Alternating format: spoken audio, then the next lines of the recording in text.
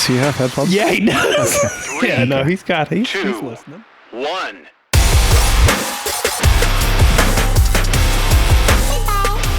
I think if we were going to do that again, I think the way is just to run the 360. Just run 2 360s. Why wouldn't you? I mean, they're so much better now. Even and our stuff was good, but like their newest stuff, that newest. I mean, well, McKinnon did that. Did you see that bucket shot? The Red Bull shot? Which one? The 2 Red Bull planes that he took that photo of the eclipse. Yeah. Down in Louisiana. You never saw that? Mm-mm. So Red Bull came to him like about a year before the eclipse. It was like, we have an idea. Of course you do. He's like, okay. And then they laid out like what they wanted to do. Their Red Bull planes. Yeah. Race planes. Stunt planes. Yeah. So they wanted to see if they could get those 2 planes, him to take a picture of those 2 planes while the full eclipse, one wing touching each side of the sun. I gotcha. Overhead or whatever, right? Yeah. So the spot was Louisiana. There was a specific area in Louisiana that obviously like was going to be full. Was the fullest for like however long. And he went down with a friend of his, another YouTube guy from Canada. Well, ended up being there was like a dozen photographers there, but he's done a bunch of stuff for Red Bull. And so all this time, all this prep, taking all these pictures, trying to line shit up, exact like direction that they're coming, that sort of thing. And that's it. The guy on the left fucked up. His wing's too far into the eclipse. Well, so you guys probably can't see that. You can just Google Red Bull eclipse photo. Yeah. I mean, the photo, like, there's a couple of them. Yeah. Well, like the prep in that, I'm sure it was unreal. Like, watch the whole thing. You can see it on YouTube. You can see it on his channel. It took him a long time to like put it all out, but it was the very last shot. It always is. Yeah. Like they ran it like I think a half a dozen times while the eclipse was going. Yeah. And just couldn't because they couldn't line up and like things were happening. It was just like trying to line up 2 planes going 100. Well, yeah, I mean, there's that, and also like the pilots have to be on, like and it's also like that thing is not like the moon. That thing is not just like sitting there. No, it's moving. So every time you click it, it's different. Yeah. So there is. It's a trip. It was. I mean, that's fucking cool though. I mean, looks good, dude. It was so dope. I mean, like when those fucking Red Bull dudes get wild. All kinds of stuff now. Yeah, dude. How crazy is it too? Like, so they shuttled them out to the runway to take these photos, have everything set up, all the stuff right, and then they shuttle them back, and Red Bull's like, and so they don't even know if they have the shot yet. Like he's like he's looking through his camera, but he's like he can't really tell. Yeah, I mean, and he didn't bring his laptop, like none of this stuff because they didn't say anything. So so they get back to the hangar, and they're like, we need to put this out in an hour. He's like, what the fuck? So he edited that on his fucking phone.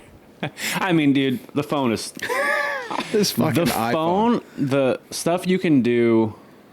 And I'm not even talking about having like Adobe Lightroom on your phone. Right. I'm talking about, I'm sure. Yeah. But just the stuff you can do on your normal camera app on your phone is better than what we could do 10 years ago on the best editing software on a computer. Yes.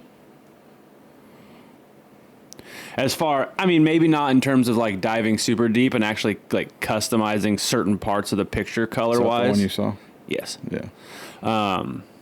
You know what I mean? Like, because you can like go in and take like certain parts off, and you can do that on your phone now too, but it's harder because it's touchscreen. But I mean, So he like had to download all the stuff Yeah. onto a computer. He borrowed somebody's laptop and then he sent it to his phone. And he was amazing. slipping through and he's like, this is it. And so he just starts doing the thing. He brings it over to Red Bull and they're like, holy fuck, you got it. Yeah. Do you want one of these? No, I don't think so. Okay. That's a wild picture, man. Red Bull's been doing some crazy stuff for a while now. They like, when they got into like that action sports thing, and then all of a sudden it was like, now we have planes. I'm like, what are you talking about? I tried to buy that print. Oh, really? He's put it out twice and it's sold out in like 4 minutes. But, oh, that one's broken. Yeah, so that's the problem with these little fucking deals. So he keeps putting out, I don't know if he's, so he signs them. How do the prints sell out? Like, he signs them? He's the one putting them out. He can't just like put out like. Well, I think part of the deal is like, you know, you keep some of that stuff. Sure. You know? I mean, but to me, it's like you just print them as you need them, right? Yeah. Well, he puts out like 100 at a time or something like that. He's doing the diamond exchange deal with it. Yeah. Hey, I don't blame him. It's sick though. I mean, I wanted his other, like he's not even doing it anymore, but the only one he has now is that bucket shot 2, which is that one, and it's 16 by 20. There was 100 of them, and yeah, every time he puts it out, they just immediately sell. How much do you sell them for? I'm not exactly sure. I know the bucket shot 1, which he doesn't even have on his site anymore, which is like it's a lake in Canada at the, I'm sure I could pull it up. I could show you.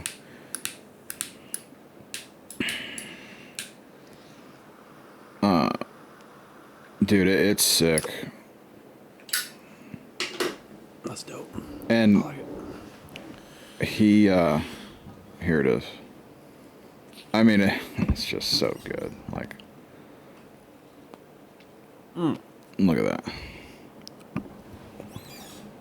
Oh, that's a great shot. Yeah, I mean, it's a specific, and he's gone there a bunch to like, but obviously I was like, so that one, a 16 by 20 was like 500, I think, or something like that. It was signed. So, and I wanted that one and I was going to buy it, but he had like 3 different sizes. Like it was like 4 years ago.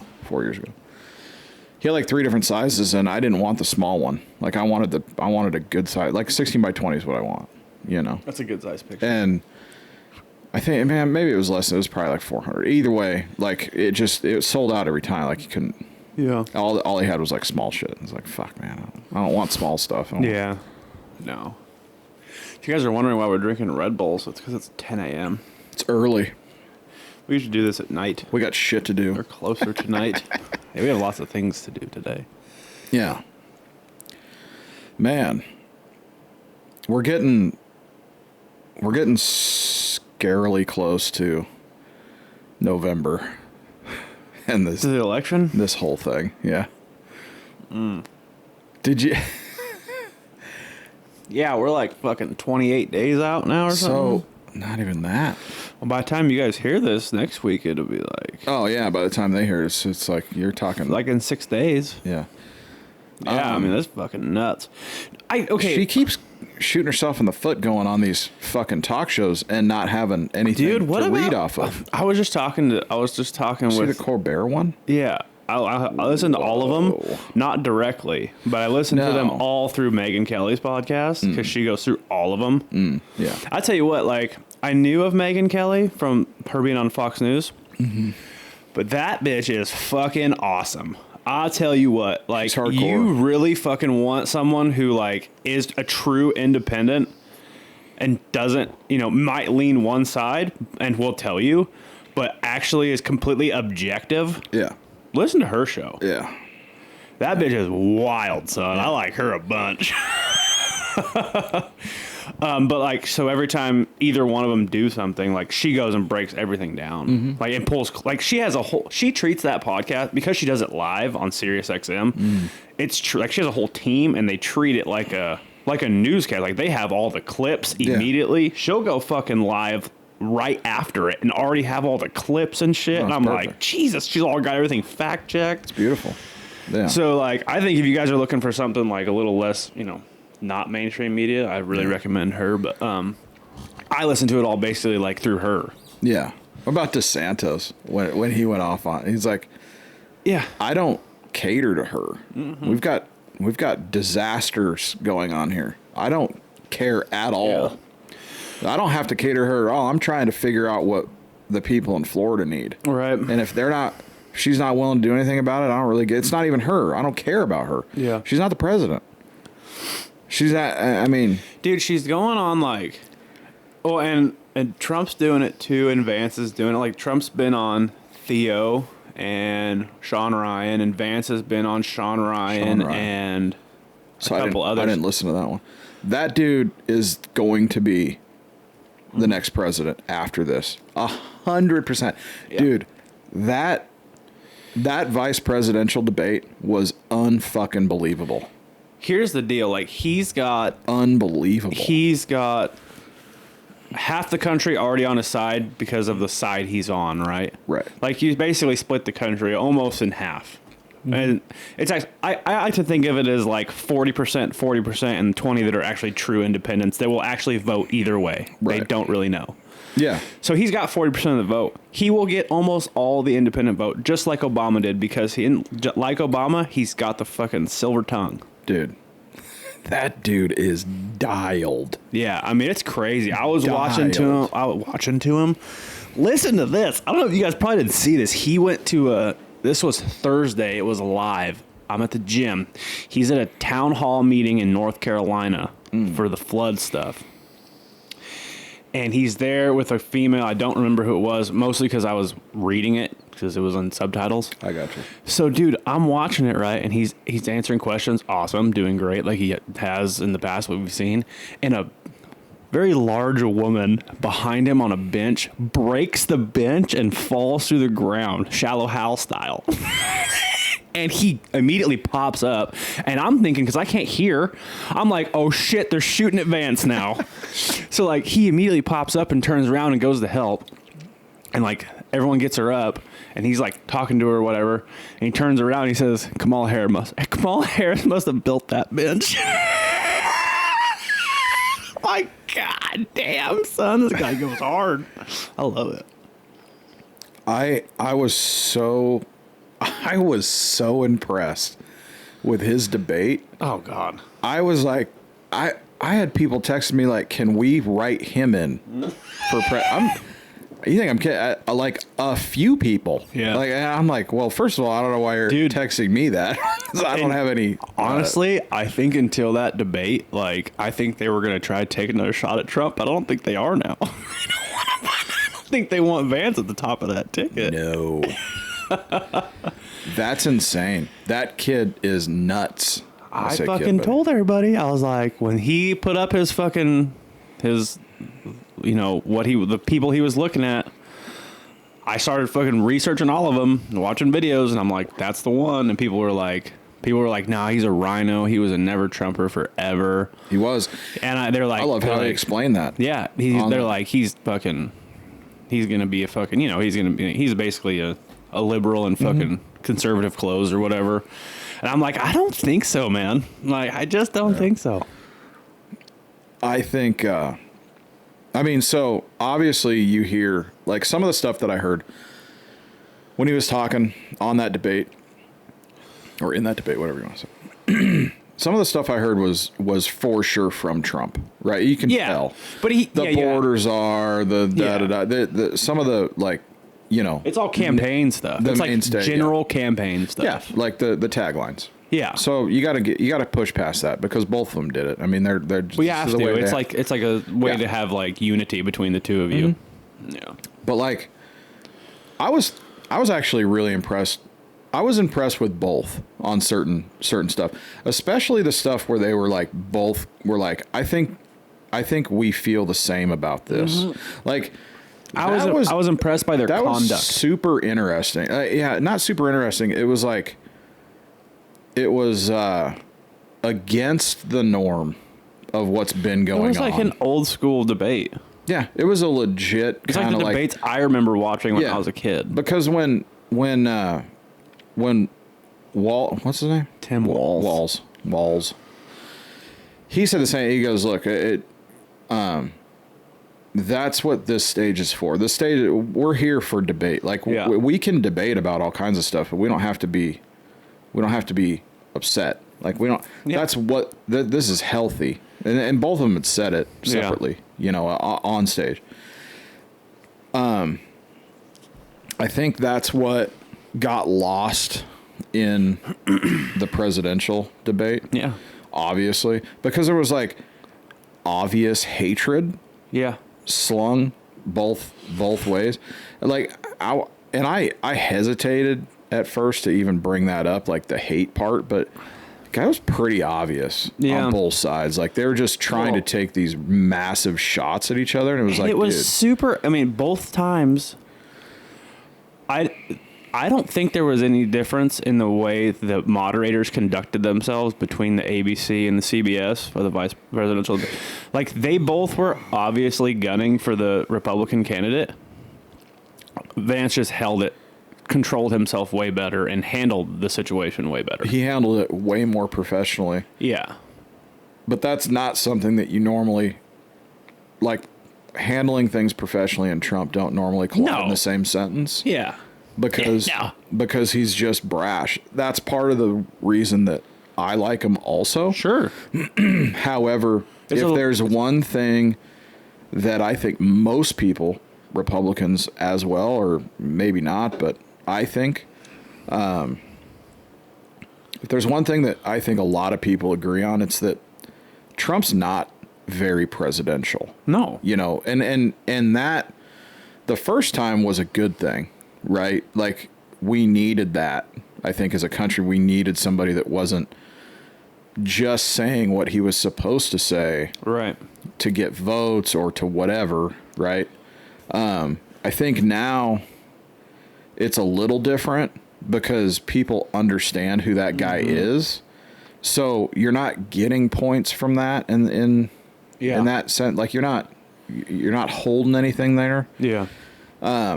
However, with the way this last 3.5 years has gone, like, once again, like, the whole presidential thing completely ruined. Like, that dude did, like, this administration, I can't imagine anybody being able to disagree that it was basically one of the more horrible presidential. It's definitely of my life. Yeah, I don't, like, I think back,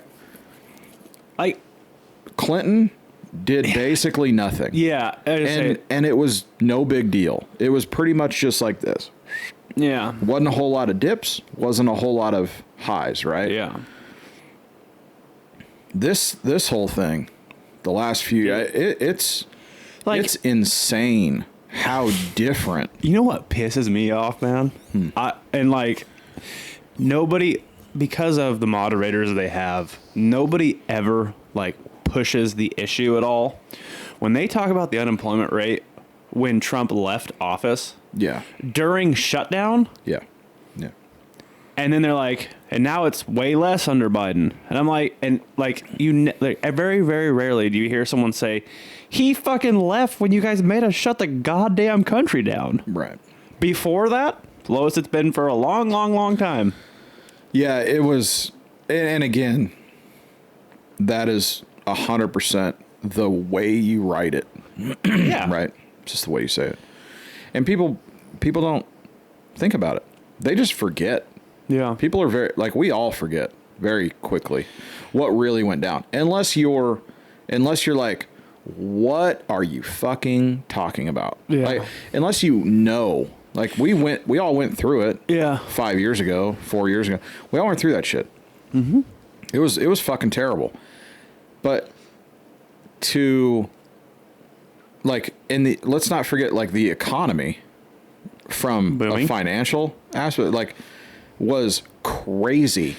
There was the highest ever. Yeah. With Dow Jones, all that. It was crazy. There was a dude on Megyn Kelly's podcast the other day who was like a fucking super millionaire, maybe billionaire, I don't know.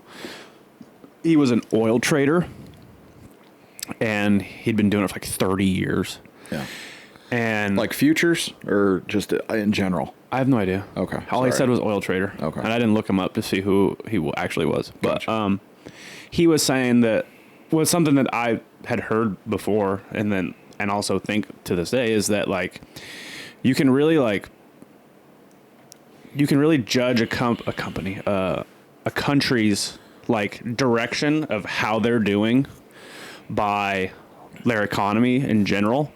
But more importantly, like what our oil prices are doing. Yeah. He said it's very clear. Like if you look at like stats on like how the country is doing as a whole and the oil prices, it's always oil prices down, country up. Yeah. And always. Always. No exceptions. Right. He's like, it's a very good tell of like how the country's actually doing. Mm-hmm. And he was saying that, like we had the lowest prices in forever under Trump. It was like, back here in the Southeast, it was like under $2. Mm-hmm. They were paying like $1.70 or something. Mm-hmm. Back home, we were paying in the twos again. It was like $2.80, $3. Yeah. I could get $2.80s. And when you left, like a month before you left, what was it? 6? 7 was the highest I saw. 7 was the highest for regular unleaded. Mm-hmm. I mean, if that's not, that would just told me everything you need to know. I feel like it was over double, 2.5 times higher than it was when Trump was in office. And it's still, I think, in the 5s, right? Oh, yeah. Yeah. Over 5, nuts. I think. Yeah. I never paid over $5. The most I ever paid was under Obama in 2009 when the recession hit. I paid $4.85. And I didn't even pay that when it shot back up, because it shot back up right after Biden got in. Yeah. It came back down a little bit, but it shot up right after Biden got in. Yeah. I'll never forget driving over the Grapevine to go to work in that one Shell station that's up there by like on the other, same side as the McDonald's right there. And fucking... The hell's that place? Garmin? Yeah, no. Fuck, I don't know. Gorin, yeah, one of them. Fucking whatever. It was $7. $7. What a fucking mess. Never in my lifetime would I ever have thought that I would have seen the first number in a gas price be 7. There were times... That is fucking crazy. There are times in this country where if you had a Honda Civic, you could fill up your whole tank for $7. When I first started driving in Colorado, when I first got my license, I had a Nissan 200 SX. Mm-hmm. And I could fill the tank for like $16. Yeah. My friends that had Honda CRXs would fill it for like 9 or 10. Yeah. You know. Yeah, like 11 gallon. It was tank. under $1. Yeah. Per gallon. And then it would, I think, maybe it was shot up to $1.75 or some shit. The first gas price that's ingrained in my head is $1.72. It was at the Chevron station. It was actually a Texaco at the time. Now it's a Chevron in Templeton. And that's where my mom got gas taking me to school in the morning. Yeah. And like that's the first gas price that's ingrained in my head was $1.72. Which that was probably in like 2000 or 1998 or 9. Probably. Yeah. What's crazy is like out here. Yeah. I've seen gas prices at like $2.20, $2.30, somewhere in there. And I paid we'll talk about this. I paid $2.37 a week ago. And then the fucking longshoremen decided they wanted to go on strike. And that's when I was listening to that oil trader.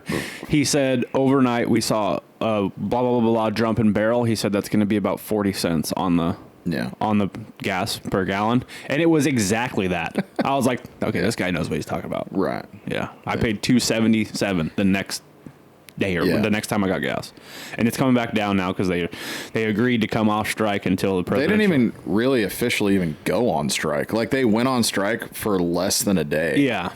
Like by the morning they were already off strike. I listened to fucking the Teamsters president on Theo. And like the Teamsters they manage those guys, but they have it was an interesting podcast. They are Teamsters. They're in the Teamsters union, but the longshoreman's president of that chapter is the one dealing with it. Like he's the one, like he went on video with it or whatever. Mm-hmm. What I thought was interesting is the dude's from Boston, the Teamsters CEO, president, or whatever. And he was very like adamant, like that they were wanting to go on strike and they were going to, and they were going to help them get what they deserved. And he was very for them. And then like halfway through, Theo's like, what is that dude that's the president of the actual longshoremen there? And he's like, I haven't talked to him yet. I'm like, wait a fucking second. Yeah. You haven't fucking called and talked to your basically like your general in the field. Right. Who's going through this? And it's been like a week now. You guys have been talking about going on strike, and like now they're on strike. They recorded like a day like they were on strike, and you haven't talked to that dude yet. No. What the fuck are you talking about, dude? That's a weird thing. You're not cool just because you have a Boston accent and you like to curse on with Theo Vaughn, man. Right. Yeah. Yeah, you're not a made guy, man. Yeah, exactly. I'm like, get back in your fucking car. Yeah, back in your car. I'm fucking stupid. Yeah. I liked him as a person, I guess, but just by what I heard. But like, I'm like, you haven't talked to your fucking dude? Yeah. And he made it very clear that the reason they want more money is because they worked through COVID and they feel like they should be rewarded for that. Mm. He made it very clear that's what they want. Me fucking too, man. Yeah. But you don't hear me fucking whining. Yeah, seriously. Like, you were outside. Seriously. We're in prison dealing with those dipshits. The fuck out of here. Yeah, seriously. Yeah, hey, so this is kind of interesting. So Courtney fucking guy. Courtney called, or we were talking about it one morning on the way to work. Like, we were talking and she says, you know how much they want? Or you know how much these guys make? Yeah, 140. No, and she's like, the news says like these guys are making like 200 grand. I'm like, okay, all right, let me break it down for you. This is the same shit that happened in California when we went to the state and wanted a new deal. Yeah. And right when we went to the state, and I say we, our union goes to the state and wants a new contract, within that first week that there's talks of having a new contract, all of a sudden there would be newspaper headlines and news headlines and social media headlines saying that the CCPOA, which is our union, as cops in SoCal or in California, prison, that are demanding a new contract, but these prison officers are making $180,000 a year, or like $200,000 a year. Well, let me break it down for you, in case you fuckers, in case people don't get it, because we would catch a lot of shit for that. Like, I remember people ask me, like, what the fuck you guys want? You guys are making $200,000 a year. No, we're not. But let me explain what that is. Yeah. Okay. So funny that would never come up until contract time. And then all of a sudden, every fucking news station in the state would run the same bullshit. It was because, and this is what it is. The highest paid officer, that's what they would do, with overtime. Yeah. We knew of guys that would make with overtime about $150 a year. Yeah. Roughly. Regular officers. Yeah. Regular officers, just like we were. Tapped out, 20 years in, they had longevity pay, and then they were getting at least 10 overtimes a month. Yeah. Which would make it that you would make between $150,000 and $160,000 on paper gross. Yeah. Then they would tack on how much the state was paying for medical to you. Yeah. And they would tack on how much the state was paying into our pension. Yeah. So if you add what the state was paying in pension to each guy, to one individual. And medical. And he was doing overtime. If you added all that up, it'd be 200 plus thousand a year. Yeah. That is 1 out of 35,000 cops. Yeah. In the state of California. And they would take the top 1%, and that's what they would put in the headline. Mm-hmm. Okay. Just so you know, how much is the most you ever made? Like on paper, how much did you make? North of 100. Just north of 100, same as me. Just north of 100. That was with overtime. Yeah. And some double time. And shit like that. How much do you figure you put in your pocket? Oh, shit. I would say conservatively 65. 60. Yeah. 60 to 65. Yeah. Maybe. Yeah. Everything else. Plus you have union fees. Oh, yeah. You got union dues. You got all this other shit.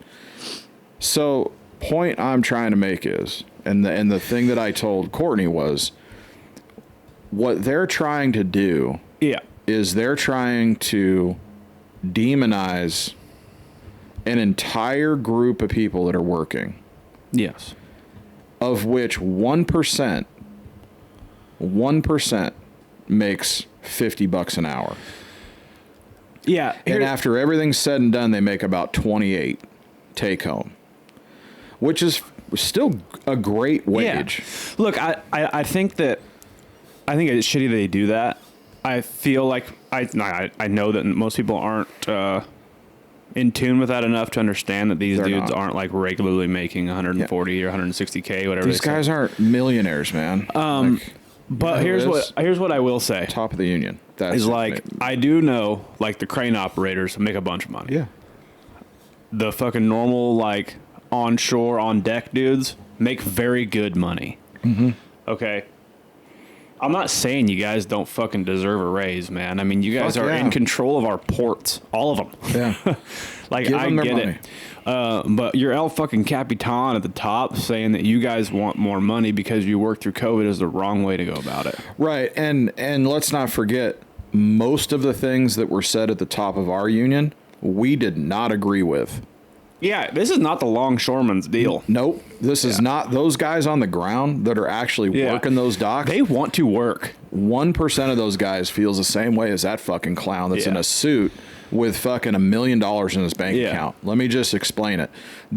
Our union presidents in California have done more damage, in my opinion, to us as officers than they've done good. And you guys, people from there can still argue with me, and I got friends that are union and blah, blah, blah. That's fine. We can argue about that. That's cool. But what happened specifically in California before we ever got in 15, 20 years ago or whatever, set them on a course that they're never going to be able to get out of. Yeah, they're weekend bound. Because of one dude that walked into fucking Schwarzenegger's office with fucking a t-shirt and shorts and flip-flops and put his fucking feet on his desk and demanded more money.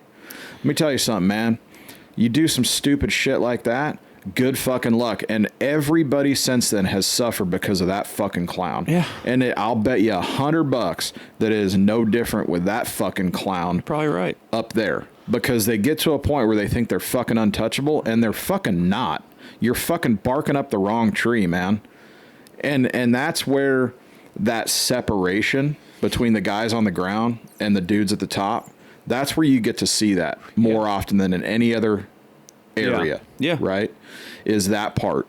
And I'm not bashing unions because we had a lot of protections and they did pretty well for us overall. But I saw unions some shit are really good for, like,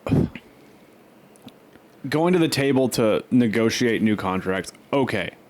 But they hardly ever do what the actual desires and want of the people are, number one. Right. What they are good at, and they're good at this, not by their own accord, but by the fact that the people that are doing it for the union reps are union representatives that are people that work with you and do the same job as you. Mm-hmm.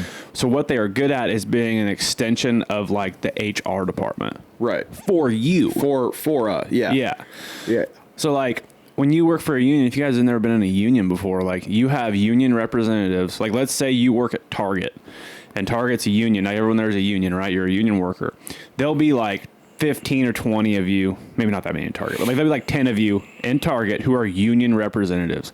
And if something happens to you, like this customer said that you pulled your dick out on aisle 7, and now we're bringing you to HR, you'd be like, I want my union rep because that shit didn't happen. Right. So a union rep on duty, your fellow coworker, guy that you work with, every day, who just happens to be in the union, be a union representative, would come with you and be like, this is things you can't do to him. This is things you can't ask him. This is things he can say and can't say. And we want all the video footage, and you're not doing nothing to this dude until we see the actual video footage. Right. You can't just fire this dude in the spot right now. Right. Stuff like that. That's where they are very useful. Day-to-day protections. Yeah. Day-to-day goings on. Right. That's where the union and past the local level, that's what we would consider like a local level of union. Past that, there is a massive disconnect. And it's as much as the disconnect between you and your city council and you and the president of the United States. Basically. Yeah, exactly. Because the guys that are on the board, the union boards, the guys that make all these decisions or go in. Names. Don't know their names. Never met them. And they've been doing it as long as most people, as most senators and congressmen. Yeah. They pull a check from this. This is what's fucking nuts in California. They pull a check from California Department of Corrections. Yeah. They as if they work for the California Department of Corrections, but they do not ever go into a prison. Yeah. They are not officers. Yeah. So they are officers, but they don't work in a prison. They are on the board in Sacramento. That's what they do. Yeah. They'll go around to prisons and do all this shit. They're also making money from the union. Yeah. I mean, it's a pretty cush gig, man. And I'm not saying all those guys started in the prison. But by the time they get to that position, they're so fucking far removed. And I think that's probably the most, that's the thing that gets argued probably the most. And that's in anything, any business really. You know, you get to a point where you move up so far that you can't know what's going on day to day. You rely on other people. And you know, you're talking about something real quick before I forget. We'll talk about it a little bit in a minute, but he spoke at the RNC, didn't get invited to the DNC. Who? The CEO of the Teamsters Union. Because the president. President of the CEO. Yeah, the Teamsters Union. This is only the third time in history that the Teamsters have not endorsed a candidate. Oh, really? Yeah. Oh, wow. They didn't endorse in 78, and they didn't endorse, I think it was 78. I think it was Carter's year. Because they have forever endorsed Democrats. They're the working people. Yeah. They didn't, I think it was Carter they didn't endorse, and they didn't endorse Clinton's second term. After he was getting sucked off by the fucking little Jewish girl or whatever. Right. But shit, now I forgot what I was going to say.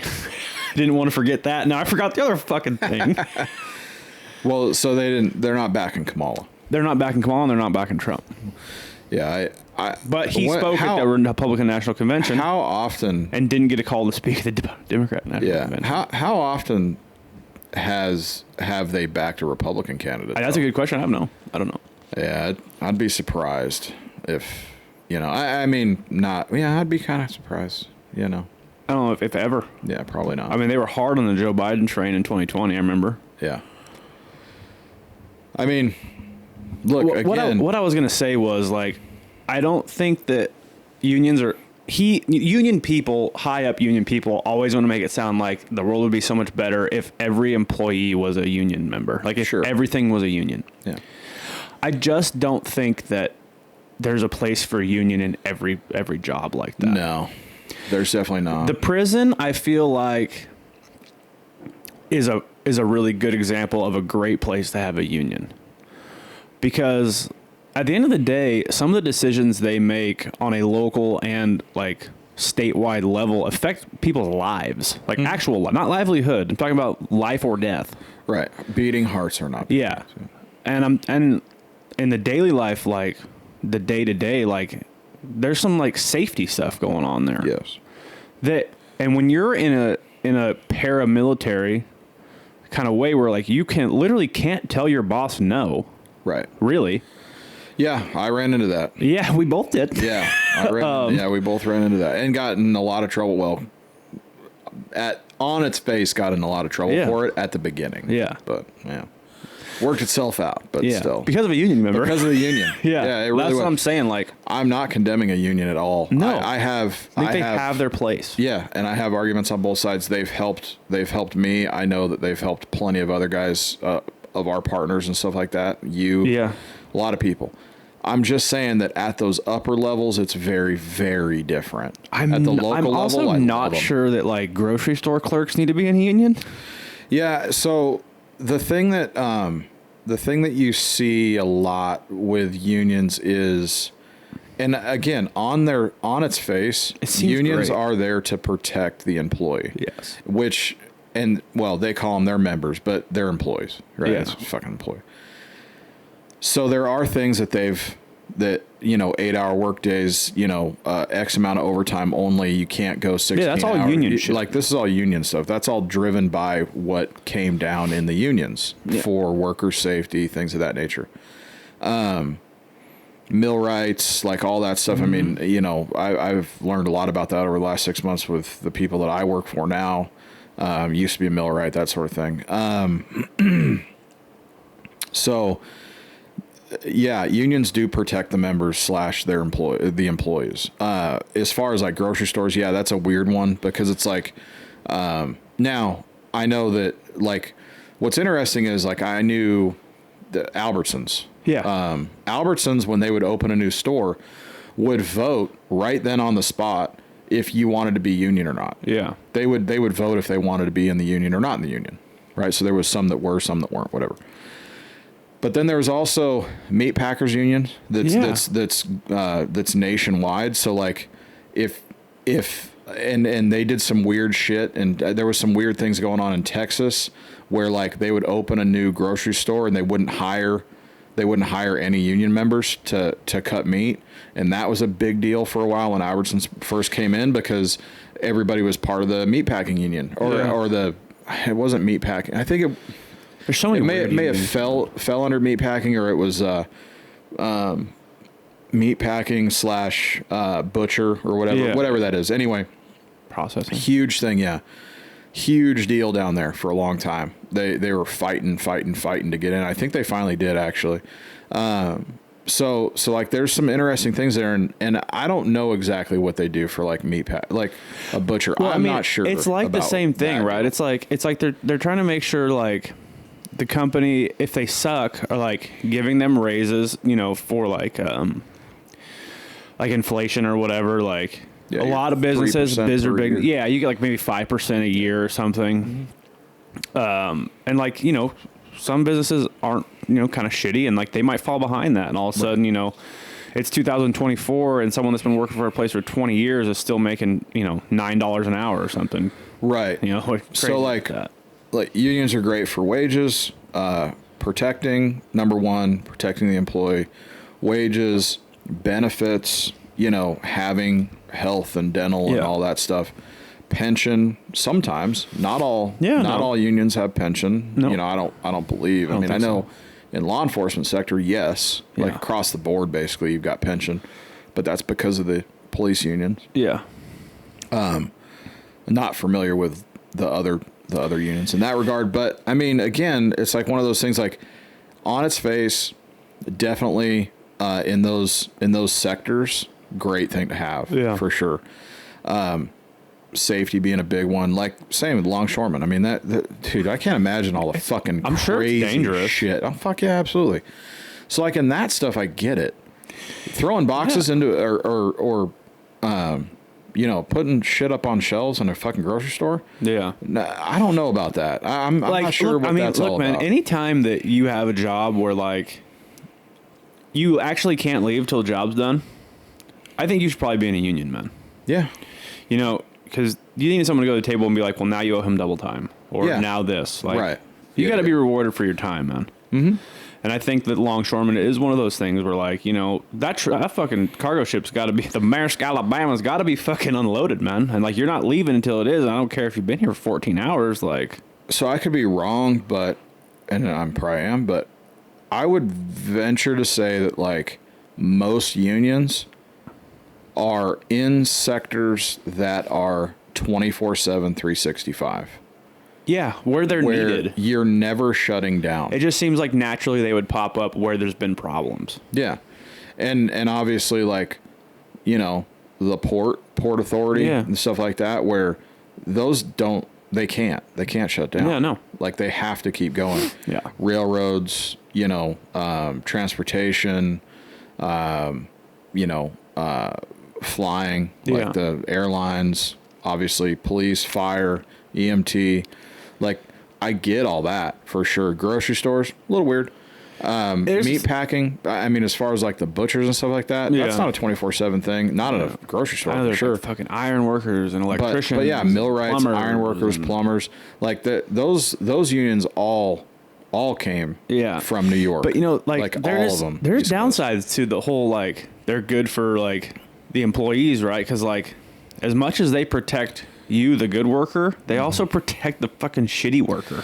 Yeah, and a lot of that, some of that used to get worked out without union, you know, thing. Like, a lot of that shit would get worked out with the workers. Yeah. Like, yeah, okay, yeah, come over here. Yeah, let's talk. It's not that like that no more. No, it isn't. But yeah, you're right. Like, it protects everybody. If you're in, you're in. Now, again, like, some of the union stuff, like, especially for like electricians, plumbers, you got like journeymen. Yeah. So you have 2 years worth of stuff that you got to do. Kind of like what we did. I mean, the first year we were in the union, but you could absolutely get fired that first year with basically no questions asked. Yeah. And then after that first year of probationary period, then it was like, good luck. Like, unless you catch me beating the shit out of an inmate on camera. Yeah, and I scream my name and social security number. Right. And for no apparent reason other than I just didn't like them. Like, you're not going to get fired. Yeah. You know, I mean, we knew guys that just crazy shit. It was like, what? Like, so yeah, it's interesting for sure. I mean, again, to your point, I don't know. There definitely doesn't need to be a union everywhere. Now, you talk to union people, and they're going to be like, yeah, it needs to be everywhere. Yeah, the union guys are like, well, because they need more members. Sure. Yeah, I get it. The more members, the stronger you are. Like $100 a month we paid, yeah? I think it was like 105. 105, yeah. It went up every year, basically. Yeah. I think COVID, it went down for a little bit. I mean, you have how many employees did we have? 35,000? We had 35,000 officers. And they're officers. Officers. There's a sergeant's union. There's a different union for the sergeants. So 35,000 officers all paying $100 a month. What's fucking crazy is when you become a sergeant. When you become a sergeant, you can remain in CCPOA, and also the sergeant's union. Yeah, that's fucking weird. That's fucking wild. What is that? 3.5 million? 3.5 million a month. A month they bring in per month. Jeez, 48 million a year, something like that. 100 times 35,000. Yeah, that's 3.5. Yeah, 3.5 that's 3.5 million. And then like $49 million a year. Yeah, no, it's over. Yeah, for sure. 35,000. Well, it's times 40. 100, 3.5 million times 12, 42,000 a year, 14 million a year. And let me tell you, they don't spend that money. Well, let me tell you, they're not spending $42 million on a fucking shitty press conference room in fucking Reno, Nevada. Remember when everybody used to ask, like, hey, if I'm going to that union, that week of union debauchery, can I get one of the houses? Yeah, because the unions own our union own like a dozen houses in Vegas and a dozen houses in Reno, blah blah blah. And a lot more. Well, because you got to get that fucking, you got to wash that money, man. You got taxes kill you. You got to have property, bud. Yeah. It's all about property. Not making I any would more love to see because the Teamsters are the biggest union. They have like 1.5 million union members. Oh, yeah. I would love to see what they're fucking like. Can I see your books here? See what you got going on, man. Do not get to see those. How much shit do you guys own? That motherfucker said they had $400 million in the bank just to cover strikes. Like, they'll pay their people while they're striking. he's like, we don't. He said something. He's like, because Theo, being Theo's like, I mean, how much money you guys? How much money you got? He's like, well, this. He's like, there's $400 million always in the account for strikes. We don't really think about that as our money. I'm like, yeah, we just don't give a shit about that $400 million. That $400 million, don't worry about that. Don't worry about it. Nah. This $500 million, don't worry about that one, bud. Yeah, we're good. Yeah. We had a no strike clause. Mm-hmm. Yeah, we had a no strike clause. You actually could not strike. We could not strike. Which is, I feel like, the funnest part about being in a union. Also, like a sign. pretty mainstay kind of deal for unions. Like, yeah. The whole demanding part. Yeah. You couldn't even strike off duty. Nope. Remember when Obama signed that thing that the pilots couldn't strike? That's so. That was a no. They signed a no strike. Well, I guess if you decide to strike at 35,000 feet, we're gonna have a problem. Yeah. You know what? I'm off. He just walks back into first class and sits down. It's just like, I'll get my vegan meal, please. Can I have some of that Mum's champagne? Yeah. Old Mimmies. Yeah. God. Yeah, man. That's a weird thing, though, because that's what the union was basically built on. Yeah. Striking. You can't do that. You guys? Can't do that. Can't do that. We're going to take what unions are known for, and we're going to not let you do it. Ever. Yeah. I wonder how much the Teamsters Union dues are. Very interested. Probably not that much. No, probably not that much. If I was to guess, 40, maybe $50 a month. I think we had one of the highest in the nation. No, say it ain't so. We had the highest everything. Are you kidding me?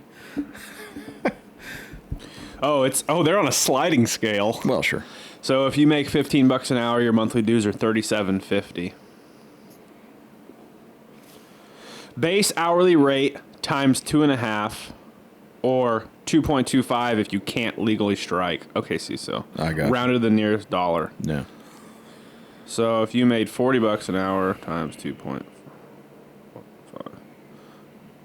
times 2.5, it'd be $100. Yeah. Which we made more than that, so their dues are more than ours. Relatively, yes. Yeah. Relatively speaking, they have a sliding scale, obviously, but that actually makes a lot of sense because you're more invested. Like, as a employee, as a member, let's just say the average is 60. Okay? They have 1.5 million members. I love doing this stuff. Yeah. Times mathing. Oh. 90 million a month. Yeah.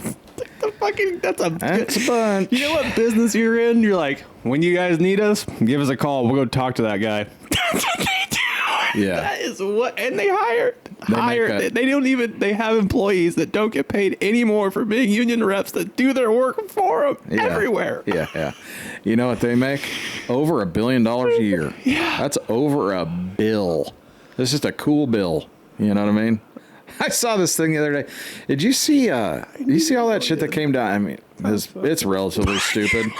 $0.08 billion a year. It's a bunch. Did you see that shit with Jay-Z? It's pretty dumb, but like, I'm sure, like, over the last couple of years or something, one of his cousins came up to him. He's probably got 50 of them, and he was like, "Can I get a loan for $4,500?" He said no. Yeah, and they did the math on it. They did the math, and then they put it into perspective. He's like, "Let me put this into perspective for you." This guy said, "He's like, if you to put that in perspective, if you, I think what was it? It was like if you made $100,000, if you made $100,000 a year." Yes. To put this in perspective, that would be as if your cousin came up to you and asked you for 10 cents and you said no. My God, you're a fucking dick. Yeah. Because so I play that because I'm like, well, let's go further. Yeah. That means that if that dude was ever to hop in Jay-Z's car just to hang out, there's probably $6,000 just sitting under the seat. Yeah, true. Because I've got, I don't know, tens of dollars in my truck. That just means like hanging out. If he walked by and saw a brand new band of hundreds, he wouldn't even pick it up. Nope. It would cost him more money to stop, pick up that band, than it would to just walk over and keep going. Yeah. I also read a thing once about Gates, because at the time, this is probably 20 years ago, Bill Gates was the richest man in the world at one point. Yeah, before he was trying to fucking finagle elections. Yeah. Okay. And I have another thing about Bill Gates. Anyway, so they made this thing that was like based on how much he makes a minute or a second or whatever, that if he walked over $100 bill, it would cost him more money to stop and pick it up than it would to just keep going. I know that that's a ridiculous thing to say because it's just like, yeah, you're a fucking idiot, but that is fucking bananas. Okay. If I saw $100, if I see $1 on the ground, I'm picking it up, and I don't care if it's attached to some stupid fucking fluorocarbon string that someone's pulling down the fucking line. I'm going to step on that bitch. I'm going to shoot the fucking guy with a goddamn rod. Spit on that thing. Yeah, dude. I also saw Bill Gates went to a high school graduation or something. He used to do that a lot. He used to do it a lot. He had like 10 things. Actually, I think I took a picture. I'm going to read it to you real quick. Was one of them be nice to nerds? You'll probably work for him one day, because that was like his catchline. That was a big forever. one for a while. Yeah. That was a big one for a while. That actually wasn't on there. He's changed which was kind of now. interesting. It's like, wear a mask so I can make more money. Yeah. So he had like 11 things. Okay. Number 1, life ain't easy. Get used to it. Okay, thank you. This is one of my favorites. Number 2, the world isn't concerned about your self-esteem. The world expects you to do something useful for it before you feel good about yourself. No, it doesn't. The world doesn't expect anything. No. Number 3, you will not earn $20,000 a month once you leave school. You won't be a vice president of a company with a car and a phone available until you've managed to buy your own car and phone. That's pretty good. That's true. If you find your teacher rude, wait until you have a boss. He'll not feel sorry for you. I also don't believe that one. No, I don't either. Selling old newspapers or working while on vacation is not beneath your social standing. Your grandparents had a very different word for it. They call it opportunity. I don't know about that. If you fail, it's not your parents' fault. So don't whine about your mistakes. Learn from them. True. This one is my favorite. Okay. Legitimate favorite? This is my legitimate. This is the way I feel legitimately, and it kind of surprises me that he said this, sort of. But I love it. Your school may have blurred the distinction between winners and losers, but life isn't like that. In some schools, you don't repeat more than a year. You repeat more than a year, and you have as many chances as you need to get it right. This looks absolutely nothing like in real life.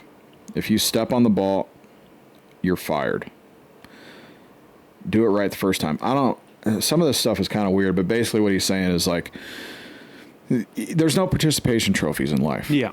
And that's what I liked about that. It's like, it's true, man. Like, I saw this thing the other day where it was like this baseball coach was talking to his like 8-year-olds or 9-year-olds, and he was like, I don't care what your parents say about participation trophies. There's only one winner. Yeah. Go win. Like, and I don't care what your dad said. Look, and man, it's fucking crazy to say, because nowadays you're probably gonna get sued for that because people suck. The direction in which society's been going for the past 10 years is not doing any favors to the young people of this world now. No, zero at all. No.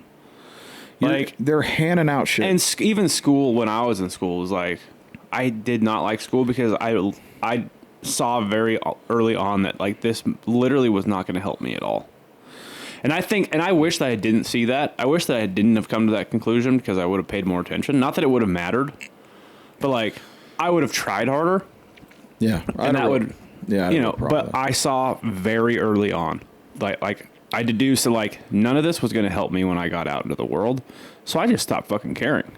Yeah. And I think that if schools would take a more practical route to some of the things they teach, like why are we fucking, like I went to a school that was like blue ribbon certified. So you had to pass a higher level of math and a higher level of fucking English and whatever just to graduate, as opposed to like the normal standards of California.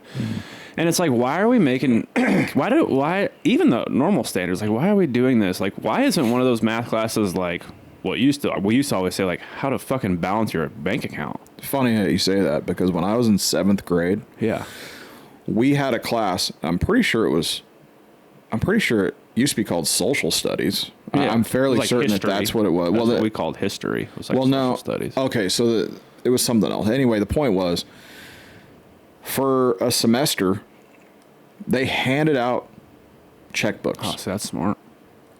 And we had to balance our check. And every week we would have bills we would have to pay. And we would get paid. And, like, it was all on paper, obviously. Yeah. But, like, we had to go through and we had to balance a checkbook. That's genius. We had to write checks out. We had to and we had to give them to the teacher. And we had to pay our bills. And this is how we did it. And this is how we balanced the checkbook. And by the end of the semester, you knew how to run a bank account. Yeah. Like, this is how you... That's perfect. And I was like, at the time, I was like, well, I thought it was fucking fun. I was like, this is cool. Like, I want to write simple checks. math. It's sweet. Like I'm getting paid. Yeah. Right. Great. It was awesome the way that they set it up. I agree with you that schools need to be, is pragmatic the word? More practical? pragmatic? More practical. They don't teach you nothing about fucking taxes. Yeah, it's very weird. You know, so the NFL has which is very small. It needs to be longer. But the rookie class that comes into the NFL, they have like a 3 or 4 week course that they go through. And 1 week is about balancing your checkbooks, basically like your accounts, money management. Mm-hmm. They bring in money managers. Now, there might be some weird stuff there, maybe. I don't know. Sure. But it's all to get, let's face, how insane is it that a 20-year-old or 21-year-old is getting 14 or 15 million dollars? Yeah, and then if he does good when he turns 24, he's going to get like 100. Yeah, or more. And now they're not even getting out of their rookie contracts. So before, you had like a rookie contract, right? Even the number one guy, right? Rookie contract, and you were in that contract for 3 years, period. And then after 3 years, you get paid. Sure. There was dudes coming out of college, one in particular, that guy from Georgia, a defensive end from Georgia. I think he went to the Eagles. He got paid $90 million right off the bat. That's crazy. Never even entered a rookie contract. You got a guy like Brock Purdy. Yeah. 242nd overall pick, whatever, Mr. whatever they call it. Yeah, I don't remember. Mr. Last year. Yeah, whatever. 2 years ago. He makes $987,000 a year. Right now, still. Right now. Yeah. Until next year. Arguably one of the best quarterbacks in the NFL. Arguably. The best quarterback in the NFL. I said arguably because someone wasn't going to agree with me. But other than, you got to talk about, fucking Patrick Mahomes. They're 5-0, man. The dude he's won fucking 3 Super Bowls already. What, 2? I can't 3? stand that guy. I can't either. But goddamn, just saying, like, the dude's, he's the one that everybody looks to, right? To manage expectations for quarterbacks. Are they 5-0? Yeah. Really? Mm-hmm. I didn't know that. Yeah, how crazy is that? No one's talking about it. 5-0. Wait a second. I thought they lost, but okay. No, I believe you because I haven't been following very closely. But here's Brock Purdy that everybody's like, that guy's, he's just in a program. Like, it's Kyle Shanahan's design, they can put whoever back there and just. Sure. Like, what are you saying? What they said about Jim Harbaugh. Saying? And they're like, and then. Yeah. That didn't work out. Nope. I'm just saying, like, all these people. Anyway, so he's getting paid next year for sure. But you got Dax. So Dax is the highest paid quarterback ever and makes $90 million a year because he restructured his contract before the beginning of this year. He's what, 2? They're 2-3. They're hashtag not gonna go to a Super Bowl ever because he's terrible. I don't care what anyone says. Dallas is garbage. You know, I didn't know. The Kraft that owns the Patriots is not the same Kraft as the cheese. Yeah, Robert Kraft. Yeah, that's not the same, even though they're both from Boston. Yeah, it's weird. Yeah. I learned that from that fucking president of the Teamsters Union. Oh, really? Yeah. I always thought they were. Yeah, I found out. Theo was all, man, he's like, I got to go start calling people and apologizing for all those cheese jokes I made about Robert Kraft. That's pretty good. He's like, I hated Tom Brady. He's like, when Tom Brady throw a touchdown pass, I'd be like, I'm never going to eat Kraft singles again. You know that Brady, so Fox... like just suspended his thing so he could play one more year when he decided to retire? And well, other than that. Okay. So now that he is commentating for Fox. Yeah. That they won't... I think at least one game this year is going to be... A Raiders game is going to be on Fox, and he's going to be commentating the game. Since he owns a piece of it, he can't go into... Like, he can't do any of the pre-game stuff in the locker room, and he can't. Supposedly, he's not going to be able to talk to any of the Raiders for like that week, because you know how that's weird. All the commentators, they'll do like they'll talk to the players and the coaches, and they'll get like just little stuff. They'll have meetings with them. Yeah, that's why they're like, days. Oh yeah, JJ Watt bought his whole family new mattresses this week. Yeah, I remember when we were talking. Yeah, we were talking to so and so this week, and he was saying how well they were prepared or whatever. Yeah. So he can't do that. Yeah, with the Raiders. It's fucking weird. Who fucking cares? It's just kind of weird. But we gotta wrap this up, bud. Yeah, you gotta take a dump or something. Or? No, the Rand Man's going to be here any minute. Is he? Yeah. No shit. How long have we been going? Just at an hour. Really? Yeah. Pretty crazy. A little over. The fucking unions piss me off, that's why. Yeah. Get you fired up, son. Well, that's it. I mean, that's, so... Okay, let's make some predictions here. Okay, go. Do you think they're going to try Donald Trump again? His life? Between now and the next podcast? No. Between now and the election. No. Do you think there's been more that we haven't heard about? Yes. Yeah, me too. What about the fucking thing? There was a huge bounty and there was like 5 teams out for him. Did you hear that? Yeah, 5 kill squads. Yeah. Yeah, there was Afghan, Iran, and then like a couple Russia, supposedly. Domestic too.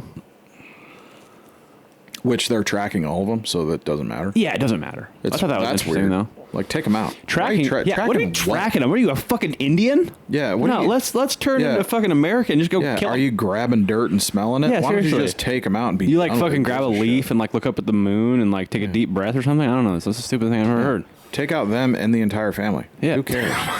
Like, seriously. Dog, too. Goldfish. Seriously. Eat the goldfish. Every one of them. Weird. Take their groceries after you shoot them in the head. Yeah. Seriously. Everyone loves ramen. Yeah. Okay, so yeah, that's a weird think one. That you don't think there will be between the election? I don't think so. I don't think so either. I think, well, first of all, so here's the crazy part. These 2 that happened were amateur at best. You know, they're just like randoms, and I mean, okay. I know people are screaming at me. Well, I'm about to scream at you too. I know. Like, whatever. Like, there's some long game thing, and there's some. I don't think there's a long game thing. I'm just like. I'm just saying, like, amateur maybe on the fucking Secret Services side. All I'm saying is, like, a 20-something dude is not like the guy that you send to take the dude out. Yeah, I just like who's paying? One of the acronyms is paying a 20-something-year-old burnout. I don't think there was drinks Jolt soda. He was gonna die anyways. I'm just saying, like, you're ramping that guy up. That's the guy. Hey, you wrapping up the crazy guy, right? I mean, there's way more crazy guys that are fucking trained. Yeah. All I'm saying. Yeah. Anyway, I don't see that. I think that was just a couple dudes that drank way too much Jolt soda and jerked off way too much in mom's basement. But hey, I could be wrong. I don't think there's going to be any more that we know about. Maybe after the fact. I mean, it's out now. That's a thing. Like, well, I definitely don't think that if you are in some weird deep cabal and between the left and the right, obviously now looking into it, now that we have Dick Cheney and his fucking piece of shit daughter, they're like being like, we endorse Kamala. Yeah. No one cares. 90-year-old. Hey man, like everyone's hated you for a long time. Like, you should sit the fuck down. Nobody gives a shit. Yeah. Didn't you own a bunch of Halliburton while shit was exploding over? Didn't you own Halliburton while we spent trillions of dollars on our war that was all Halliburton? Yeah. Okay, yeah, no, I'm just making sure. Yeah. Okay. While you were a fucking vice president? Yeah. Like, we should go to war. My company should do it. Yeah. No, charge more. Yeah. It's the dumbest thing ever. Yeah. You can't stack the deck. You could. When everybody knows and then expect people to be like, he's a pretty good dude. Yeah. Go have another heart attack. No one cares. Shoot someone else in the face. Yeah. While you're pigeon hunting or whatever. You fucking weirdo. Yeah. Yeah. He's like 400 now, isn't he? Like, yeah, something like that. He's older than Biden. For sure, right? He's got to be. His daughter's a real cunt, too. Well, look at how she grew up. Yeah. Did you blame her? Yes, I can. I mean, I just like when you look through the lens. You can't blame your parents. I hear you. But when you're looking through the lens of like her trajectory in life. Yeah, I mean, I guess when she was like in her 30s and 40s, or her dad was pulling in literally trillions of dollars. Right. I mean, you have a very weird perspective on life, is all I'm saying. Be better. Yeah. Yeah. Like, you can't read enough social media. How do you think this election goes? You still on the Trump train? As far as like, you think he's going to win, no doubt? Yeah, I think so. I actually think that it's getting very much worse for her. I think so too. I think that every time she opens her mouth on a fucking talk show that doesn't have a teleprompter, she's in a real. It's a real problem. Call Her Daddy podcast. It's a real problem. Do you think that was a fucking?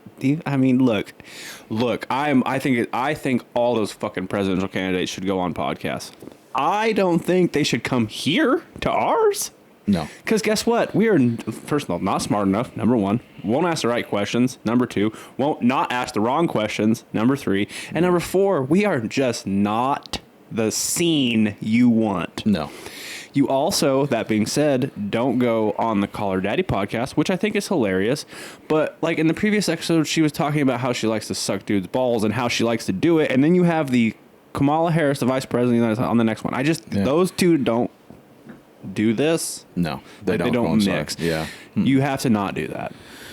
Yeah, I don't know what you're going for there. Like, I other than just like, it's ridiculous. I just thought it was ridiculous that she was on that podcast. It's fucking crazy. It's absolutely insane that she would go to that. That she would do that. I think I don't even think you should go to Rogan's podcast. How could you take whatever they say seriously? Right. Like, you can't, like, Trump on Theo's podcast. Theo told Trump that they were talking about his brother's drug addiction, and he said, I started doing cocaine, man. I'll fucking find myself go-kart racing with a bunch of hookers. I'm like, I'm not going to listen to this anymore. I only listened to the first maybe 7 minutes of it, and I was like, I can't do this. Just say it's ridiculous. Yeah. It's not doing anybody any good. No. Like, it's certainly not doing Trump any.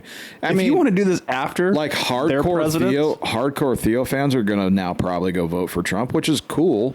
But, like, is it though? Are you listening to what he's saying? Yeah. Should that influence be okay? It's fucking insane. Regardless of which way you vote. Well, I mean, that's the fucking world we live in, bud. I know, but I mean, Jesus Christ. I mean, at least it's on his face. At least it's not doing it behind X or Twitter or whatever the fuck, and they're ripping. You know what I mean? Like, at least it's on. It's in front of everybody. Like, if you were going to take on the responsibility of interviewing a presidential candidate, of the two, like 30 days out from the election, your fucking questions and follow-up questions better be fucking spot on. Mm-hmm. If you want to do the world a favor, we're not talking about keggers in high school. Yeah. Okay. We're not talking about going on a fucking 3-day bender in Vegas. If you want to talk about that stuff, no policy better come up ever. Right. Yeah. So you can't do both. Right. You can't mix business and pleasure. Yeah. That's not how this works. Like, if you're going to have a conversation about one or the other. Because this is not a conversation you're having in private.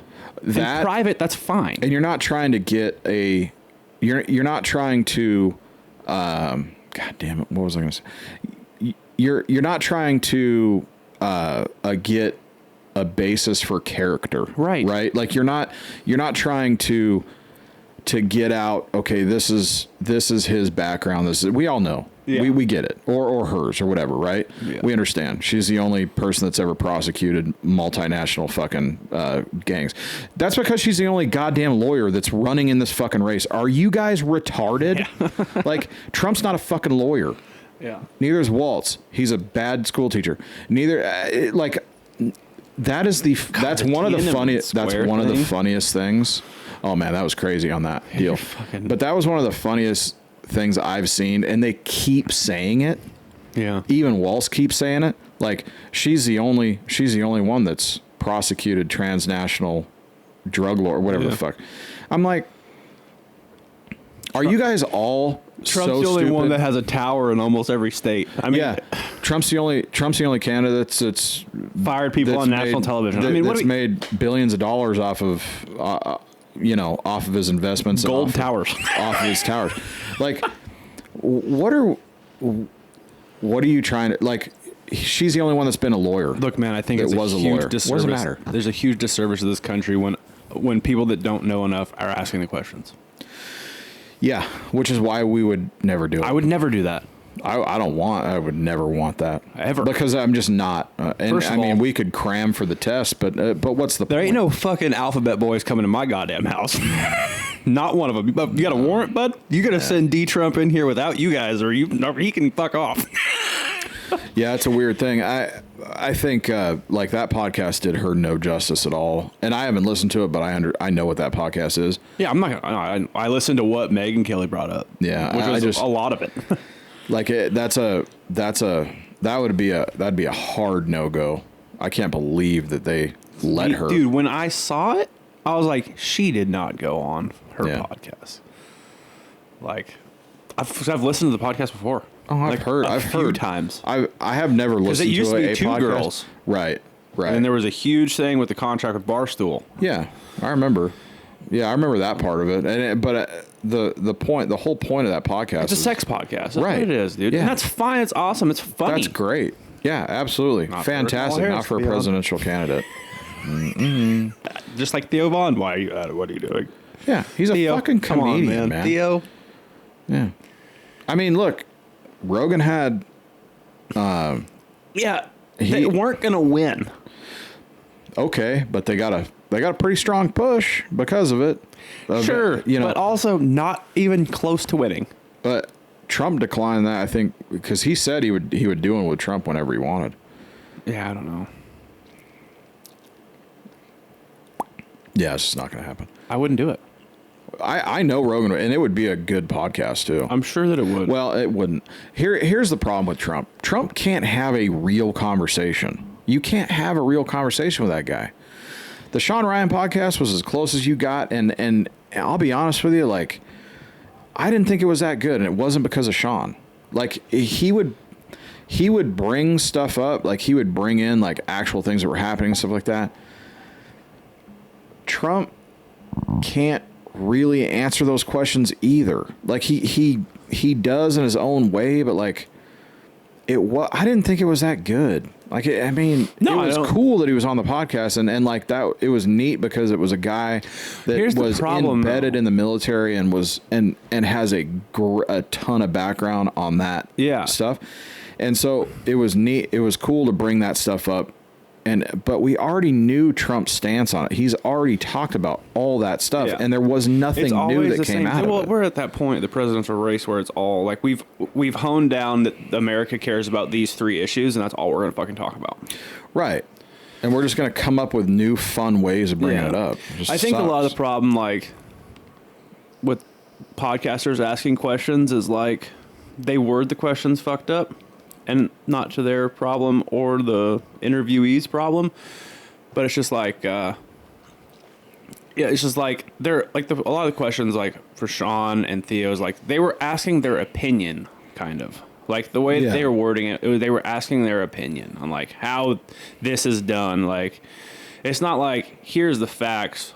What is your plan to fix these problems that are indeed facts? Right. Like, actual plan, not fucking like Kamala's answer to everything now, which is like, she's like, we all have, what is it, fucking How funny was it when Corbett said, you've been in the White House aspirations as a vice president for the last 3.5 years. What do you think? Like, what are you going to change, and what are you going and what is going to stay the same? And she actually answered with the following: well, I'm not Joe Biden. Thank you. And also, as we all know, I'm not Donald Trump. We'll talk to you guys next week.